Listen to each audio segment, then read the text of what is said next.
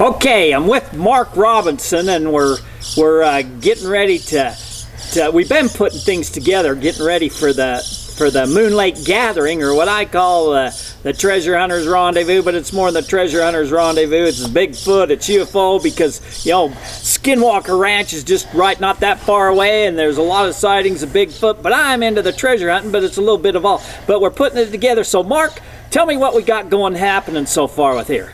Well, we're going to do it July 28th and 29th, which is a Friday and a Saturday, 2023. It'll be at the same place. We call it the Moon Lake, but this actually is in Altamont, a little town very close to it. They've got a beautiful park with a pavilion, and that gives us a chance to have our food trucks there and big place to sit, so you're not in the sagebrush. And this is our third year at Altamont, and it's just worked out really, really well.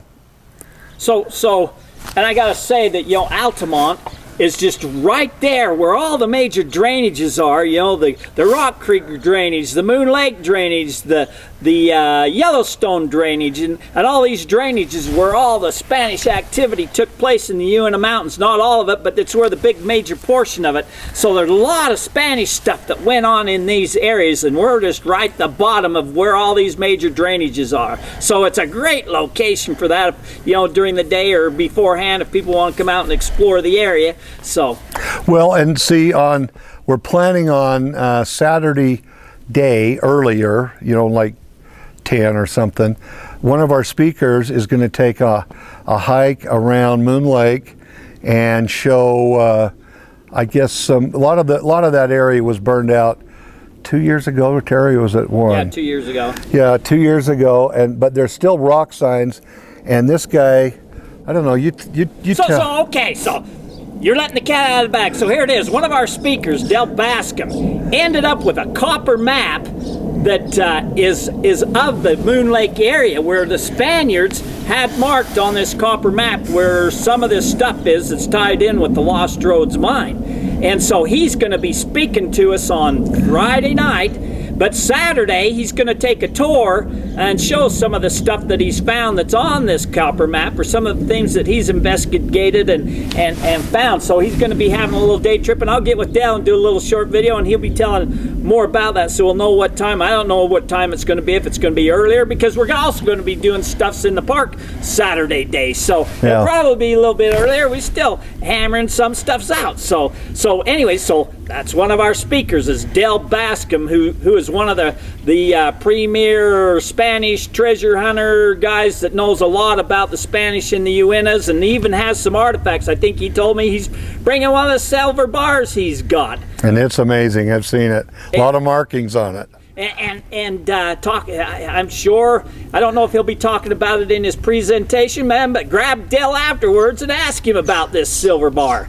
You know, and so that'll be Friday night. One of our speakers. What else we got, Mark? So, and you know, and I'll tell you, these guys are really good guys, and they're real. Like Terry said, they're very, very open for you to come and grab them after, before, and pick their brains, and they'll sit and talk to you all night long. Okay, so Saturday during the day, so we would have our the hike up at Moon Lake Lodge, and that's where we'll hook up. And you know, these are only, I don't know. I mean, Moon Lake's up the canyon 5 miles, maybe, Terry, from the base. That's probably, yeah, in there 10 miles, something like that. I don't know. And so you leave out of Mountain Home, and that's where the store is that you could get any information you want. They're with us in the powwow. Yvonne and Greg Gardner are with us in the powwow. So if you have any questions where to go, they can show you. They're the ones that own the lodge up at Moon Lake. And then, but see, Altamont's only 5 or 6 or 7 miles from Mountain Home, so these are all really, really close to each other. But so we'll have the hike Saturday. There'll be more information on our Facebook page, and Saturday day we'll also have open mic, and Dave Bullock will run that. And so that's been It's been great. Bring your artifacts, bring your stories, and it's just, you know, like a 5-8 minute span that you can get up and just let loose. And how many talked last time, Terry? There was a ton. There was quite a few, but you know, there was a lot of treasure hunters there that did not want us. Treasure hunters are secretive. They don't want to tell everybody their secrets, you know. Yeah. So the treasure hunters really wasn't getting up and telling their secrets. But I know there was a lot of treasure hunters there, and I know they had some artifacts, but they was only showing just a select few people. So, man, if you come to this year, you get with me, and I'll personally take you over there, man. Let's get you in on some storytelling and go from that. You know? Absolutely. And so Saturday night, we have 2 speakers, Robert Kreider.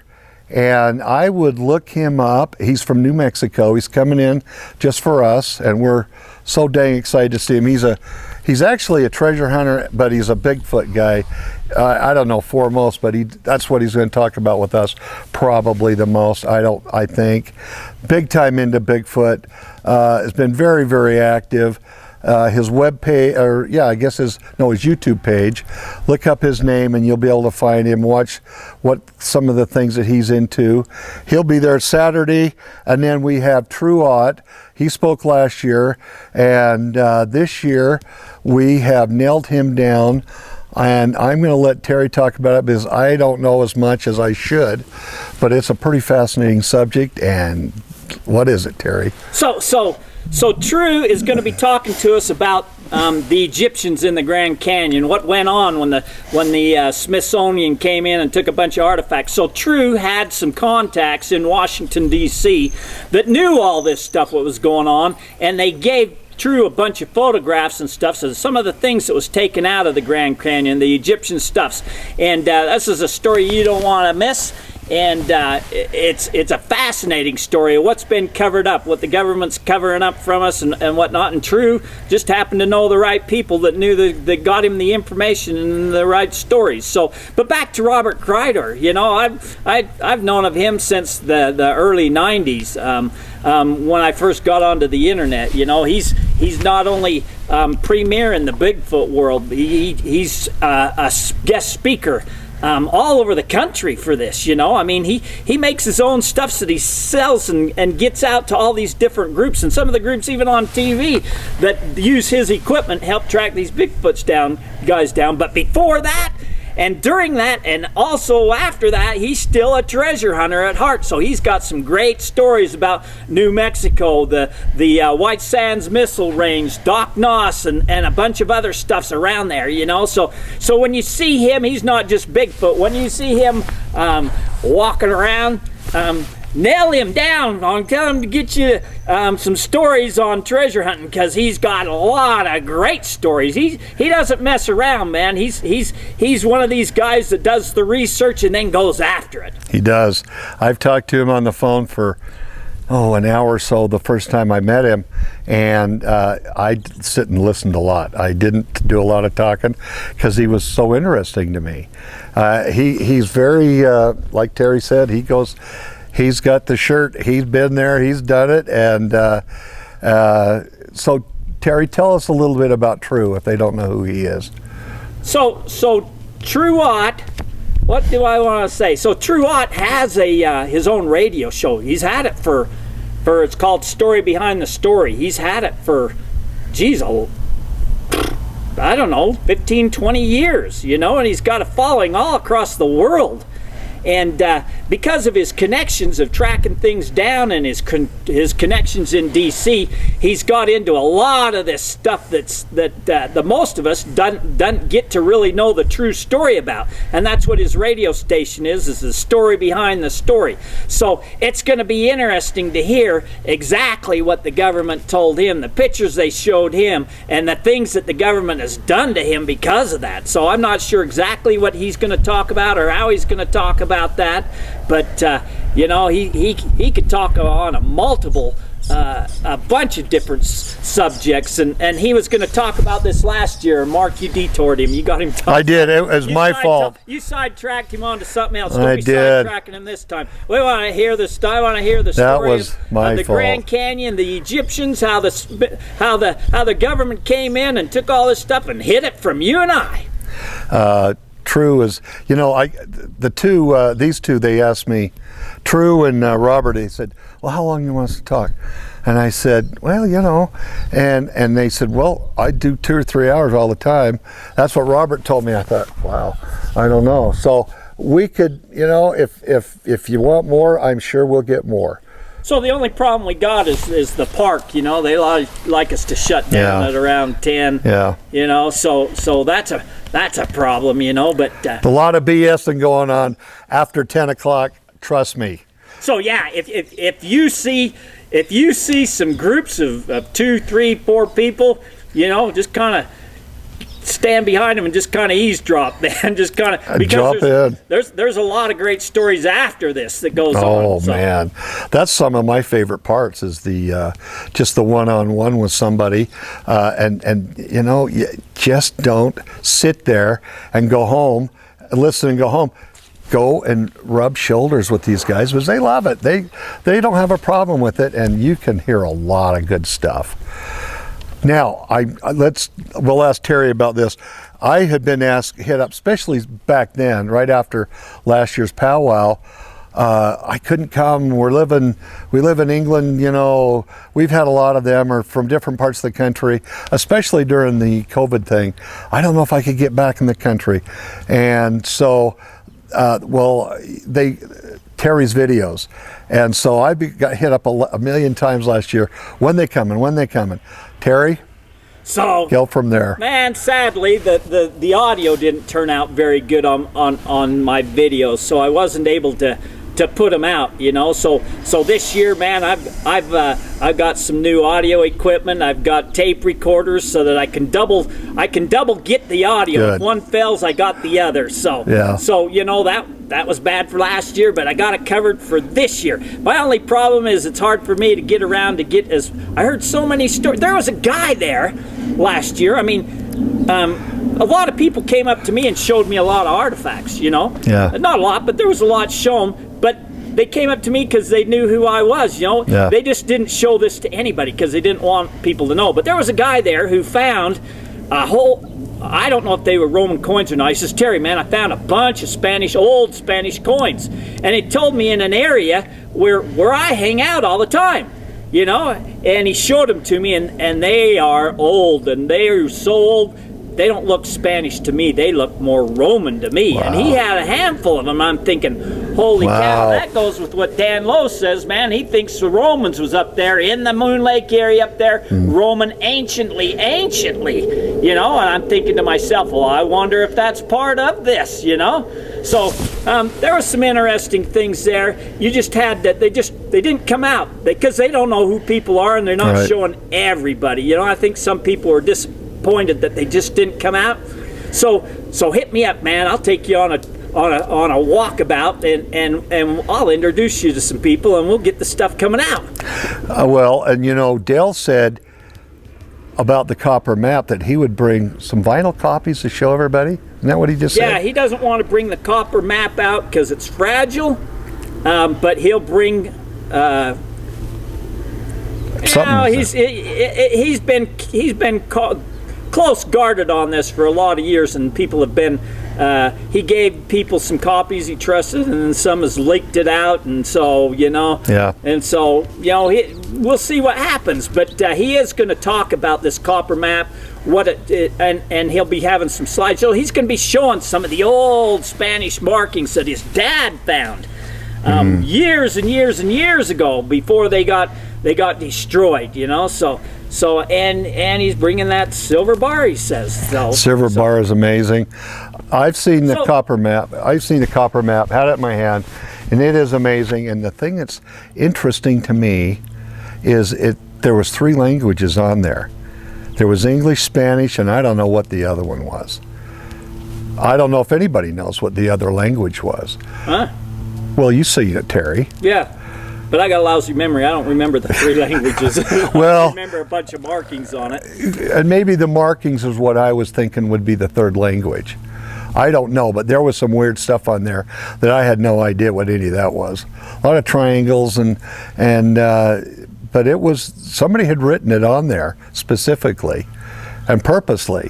Yeah. So, and that brings me back to something I want to talk about. Last year, we had a guy scheduled to come and talk to us about some Spanish artifacts that he'd found, his family had found, and he was going to bring them and show them. And then, you know, a few days before, he ended up in the hospital with a brain concussion. That day, Terry. That day. So, you know, that kind of messed with our whole plans and what we expected to show everybody, and it didn't happen. There were some people disappointed about that, but man, you can't plan on what's happening with somebody's life, and we're just glad that he's still alive and okay. You know? He was in the hospital, so he couldn't be there. So you know what, Terry? And if you wanted, when you're done here, you could pan right behind you where I'm facing. That's where he found them. Oh, really? Oh, yeah, just that's right. Just right over there. Right. Yeah, it's not more than a few miles, but it's right there that he found them. Yeah. And so tell that story of when they found that. Yeah, and what they found. Well, you know, when we first came, the first time I met him, he brought them with him, and I tell you, I didn't even hit the ground for a week because I knew they were coming. And I've talked about this on Terry's videos before, but they found some gold bars, and they're called finger bars, and they were about the size of a Butterfinger candy bar. The thickness, the width, the length. But the reason is they could even out the mules when they were packing stuff up. So you have 1,000 pounds worth of gold on one side, you know, so they could even up the loads. That's what I was told, and you could see how they had poured them in the dirt, and they had markings on them. They found a couple of crosses. They found the half cross, which has been in umpteen million of these Utah books that guys have taken pictures of it, and a lot of them have drawn in. It's a half cross, so that would be a cross. This would be like this, Terry. You've seen it. Yep. And people, like one part of it was broke off or something, maybe. It was not broken off. No. A lot of guys had drawn it in with the edges. That side is as smooth as a baby's butt. There is no broken side to that. That was just the way it was. It was like this. There's a map on it with a little gold nugget to where presumably a treasure would be. And see, all that stuff was coming last year, and we just, that day, I said, are you good? Well, I got a concussion. I said, uh-oh. Are you telling? Yeah, I'm telling you I can't come.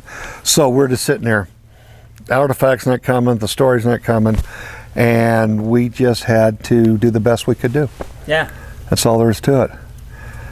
You want a story, Terry? Yeah, give me a story. So during the year, and Terry probably gets 10 to my 1, but because of what he does here, but because of the powwow, I'll have guys call me a lot over the years. Guy down the street here, let's see, which one are we going to go with? We had a Bigfoot guy come to our powwow and talk a couple times. Loved the guy. He lives down in Ogden, and he was telling me, he said, you want to hear a story? I said, yeah. Well, the story, there was a young guy, and I say young, he had a kid that was probably 20, so that could put him at 45. That's pretty young to me. And he was works for a big construction company, and they owned a bunch of land kind of up on it was on Wyoming, but kind of on the Utah-Wyoming border in the UNEXPLAINED, which is all part of that over there. And this guy is a hunting dog. I mean, he hunts everything. And they said, you work here, they have a little, probably a glorified tough shed is their cabin up there. Nothing big, nothing fancy. You got to hike in about 5 miles to get to it. And then, so he went up there and he dumped a lot of his equipment in there. And then he hiked another 5 miles up the canyon, up the mountain, and hit a valley up there. And it's been a while since I've talked to him. I can't remember if he was getting ready to spend the night or something like that, and he gets a call, a Bigfoot call, and he wasn't a Bigfoot guy at all. What do you mean a Bigfoot call? Screaming, a yell. One was whooping at him or something. Huh? Yeah, and he thought, damn, that thing's close. So he, I guess it happened a couple of times, and he just thought, it's best for me to get the heck out of here. So he started running out of up there from that area, and he ran all the way out to the other cabin, left his crap in the cabin, and went all the way to his truck. So he was a ways in, and he pretty much jogged all the way out of there because it was kept getting calls as he was going. It was following him, huh? I guess so, and obviously, certainly he could have caught him, but maybe he was just trying to scare him, which it did. It worked. And this friend of ours that has come to the powwow a bunch of times, and he's had sightings of his own. He's a big-time hunter, and he told me, he said, he talked to the kid, and he says, well, let's go up and get your stuff. Because he said he had like 10, this is from him, he had about $10,000 worth of stuff that he left in the cabin. Spotting scopes, whatever, guns, I don't know, and or multiple guns, and he had one. Anyway, he told Bob, he says, go get it. He said, well, let's go, I'll go with you. He says, I'm not going up there ever again. And this is a guy that lives up in the mountains. Huh? This guy hunts everything, and it scared him bad enough that's what happened. He just, and the funny thing is, I said, well, listen, I can't remember his name. I got it written down somewhere. I said, Terry would loved it. And he said, nope. And I said, well, we have the open mic at the powwow. He goes, I'm talking to you and I'm done. As soon as this conversation's over, just forget me. And so, and there's a lot of guys that do that. They don't want to they don't want their story known. Think they're crazy because their name's tagged to it. Yep. But we had another guy, friend of mine, lives down the street from me here. And he goes, I stopped and was talking to him, and he goes, I got a friend that saw a UFO. And I said, really? How long ago? He says, oh, last summer. And I said, would he talk to me? Oh, yeah, I know he would. So he said, and this is one of those things, he said, well, I'll hook something up and we'll go to lunch. And it's like you see somebody you haven't seen for 100 years from high school. Let's go to lunch. You're never going to go. Just forget it right there. And that's the way I thought this would be. It's never going to go anywhere. So, oh God, 3 days later, Mark. And he said, I've got him coming up. He's coming here Saturday morning, probably last September.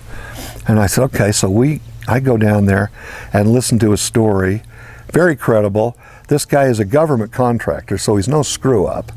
As far as he works for, I don't know, one of the big contractors like Boeing or something. I don't think it was Boeing, but anyway, he told me that he hiked up to Spirit Lake. Or he was in Spirit Lake. They hiked out of there a couple of miles because he goes out that way a lot. And he took his grandson with him. Grandson was, I think he was 14-ish, somewhere right in there. And he said that they come to a meadow that he likes to douse at a lot. And he has found a lot of burials, Indian burials. I mean, you don't go digging after them, but you find them and then you move on. And so they were hiking up into this meadow to talk to him. Just to see what's going on, to show his grandson. And he said it starts to get about dusk, and there was a kind of a semi-overcast, and all of a sudden this huge triangle, totally silent, comes over the top of the mountain, and it had lights on all three of the ends of the triangle, and very quietly, very slow, came down and started heading right for him. And he said it just scared the hell out of him. And here he's got his grandson. How you going to run anyway? So they just hunkered down, and all of a sudden the UFO just went side by, up and down the valley like this, and then came down and landed. And they were there for about 45 minutes. And he said it just quietly lifts up, and then just quietly scoots off out of the little valley there. And the funny thing is, he was talking to a guy that had saw the exact same scenario, the triangle, the valley, the same valley. And he said he saw their stories were absolutely identical to each other. So, and he's supposed to be coming to the powwow, by the way. Cool. Yeah. I don't know that he will talk in the open mic. I'll try to twist his arm, but he would talk one-on-one with anybody. Cool. Good guy. So tell me, what's happened to these powwows in the past? You know, what kind of stories, what kind of people, what happened last year? In the open mic or into... Just the whole thing in general. Well, you know, we started, and a lot of people know this, and it's a rehash. The reason we call it the Moon Lake, we used to do the powwow just up behind here. So the treasure was found over that way, and we used to go over this way. This is out in the country, up in the mountain valley, and there's a picnic area up there, and we used to do it up there. Had a stream going through there, and we had a big barbecue there, and it got really big. What was happening is somebody come up to you, my brother-in-law loved this. I said, bring him. You know, my brother, I'll bring him. And then it just explodes from 4 people to a ton. And then there was kind of a rift in the family that owns the whole mountainside up there. And I know both sides, and I wasn't going to get in the middle of it. There was no way I was going to do that. So I thought, well, you know what? We've probably run our course. We've been doing it since, I don't know, 2000, I think. So it's been 23-ish years. And so we're right here at my barn, right there. And we decided to do a little one, and just not invite as many people, but we were going to get kind of the hardcore boys, the guys that really are into it. And you know, it was okay. It was okay. It was kind of a letdown from when we had so many. But actually, I think it was Dan Lowe grabbed me and said, Mark, why don't you do this? Yeah, in fact, it was Dan. Why don't you do this up at Mountain Home? And I said, well, I don't know any. And he said, well, I know them all up there. So I got in touch with Greg, who owns the lodge up there, and he said, let's do it. And so we went up there a bunch of times, found the area. You was going to be sitting in sagebrush, but it is in a neat place. It's rougher than a cob, but it was in a cool place. And I get a call from him, and this is a big rehash. A lot of people have heard this. A month before the first year up there, which would have been 2 years ago. This is our 3rd year up there, and he goes, I'm catching some grief from the Forest Service. I said, well, what happened?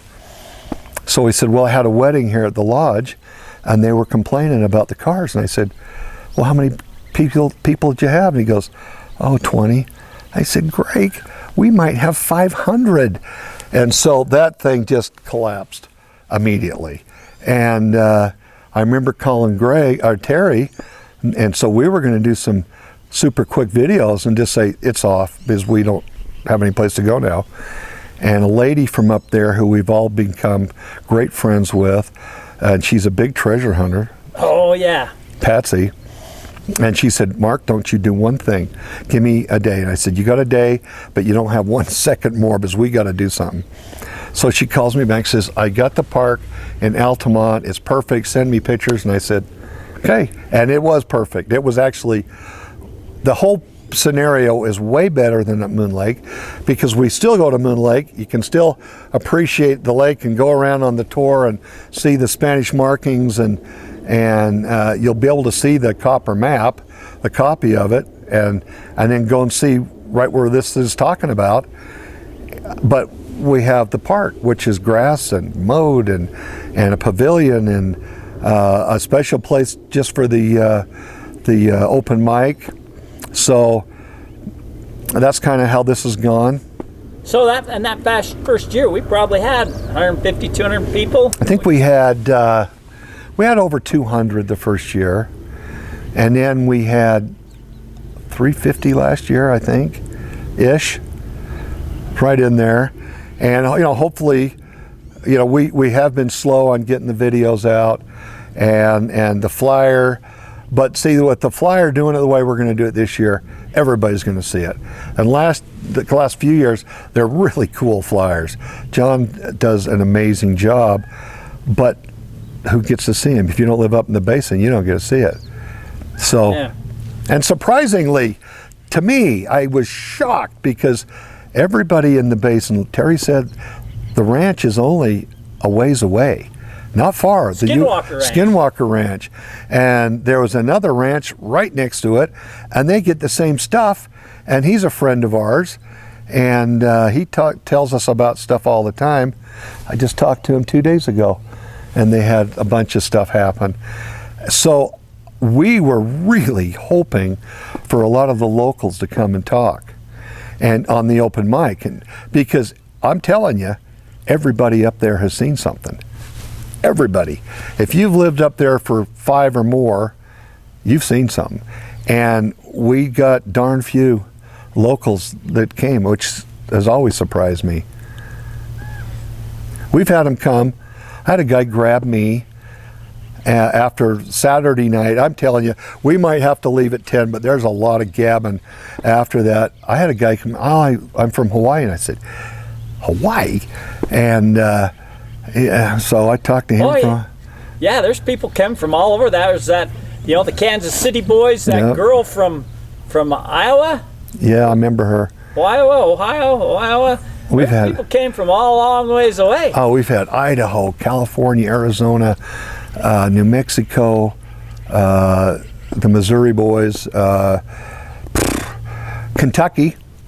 We've had a couple from Kentucky, and in fact, they moved here and they have a food truck, and they're going to be there. Ah, cool. The food trucks are pretty good. I have seen them and they sell a lot of stuff. So hopefully we'll have quite a few there. Cool. So I don't know if I can say this.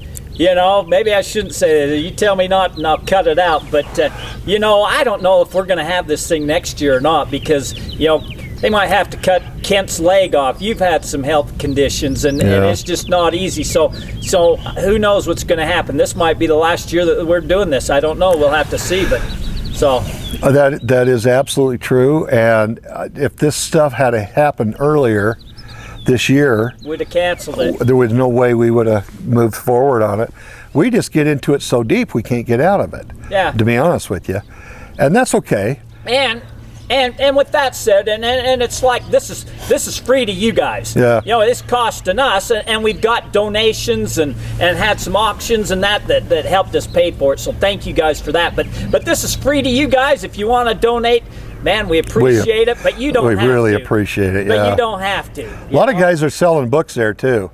We've always the book authors love us because I don't know if you go to Barnes and Noble, these guys that write books, they get almost nothing, like $1 for selling a $40 book. Well, when they come selling them with us, we don't charge them anything, and we've had a lot of guys selling books there. So, and we just let them do it. Yeah. Treasure and dowsing, and they've got to be stuff that we do, but yeah, we every year is different, and who knows next year. I know that we've had a couple of guys said, if you don't do it next year, we're going to take it over. Well, cool. So I'm not saying we're not going to do it. We probably will. I mean, who knows? Yeah, it just depends on it's a year-to-year thing for sure. Yeah. But we've been doing it. This is, I think, 23 years. So for sure, it's happening this year. So can't guarantee next year, man. So make sure you come out. Make sure you introduce yourself. And if you got a story to tell me, personally, get up with me, man. And I've been busy running around videoing things, but I need to make more time to get you guys a story. So come, get up with me, and man, let's video your story. I'll tell you what, and just do this. The last few years, the first year I think we had our Facebook page, and we didn't do anything with it, and it was a piece of crap, and nobody came to it. We didn't. But this last year or so, we've been that was one of our goals, is to stay on top of it. So we will have, it's not there now. I'm telling you, it's not there today, which is May 20th, 23. But we are soon to have our flyer there, and we will have all the speakers on there, you know, the times, and yeah, all that. I would say also, if you want to come, hey, you know, if you want to come on the Facebook page and say we're coming, so we could have some kind of an idea, but also get you a place to stay soon. The fairgrounds is still free to us, and we didn't think we was going to get it this year because it's what 30s maybe it came out of. It's flat, and it's nice in the fact that it's flat, and that's as far as you can go. We'll have porta potties there, but you can camp there free, and it is exactly 1 mile from the park in Altamont. It's Altamont's fairgrounds. And so the first year we had, you know, 8 or 10 or whatever. I'll be there. True, I know will be there, and there was probably 30 or at least 30 campers there last year. Really? Yeah, you can just camp by yourself, or you can come and circle up with us.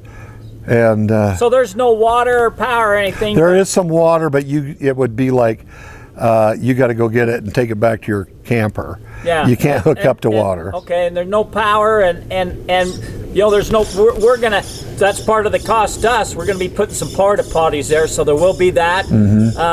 You know, people have put tents there. It's not like it's grassy or anything. It's my daughter and her family brings a tent. It's kind of a gravelly thing, but it's flat anyway. So yeah, you're welcome to camp there for free, or if you can find spots up in the mountains, or you know, the hotels, you know, in Duchesne, Roosevelt, or there's some Airbnb places around. But do it soon. Do it, yeah. Because we're not exactly early on getting these videos, and because we, like Terry said, there was some health problems, and we didn't know if this was even going to fly, and so we're not early. We're not early. So I would say, rock and roll, and you get in a room or plan on. You don't have to tell us you're coming to the fairgrounds. You can just come. There's plenty of room, but the hotels you'd have to probably book them, so you make sure you had something. And with that said, Mark, that's a wrap. Hope to see everybody there. Yep, at we'll the see you there. 2023 Moon Lake Gathering. July 28th and 29th, Friday and Saturday. Last weekend in July, man. It's gonna be a lot of fun. I hope so. All right. All right.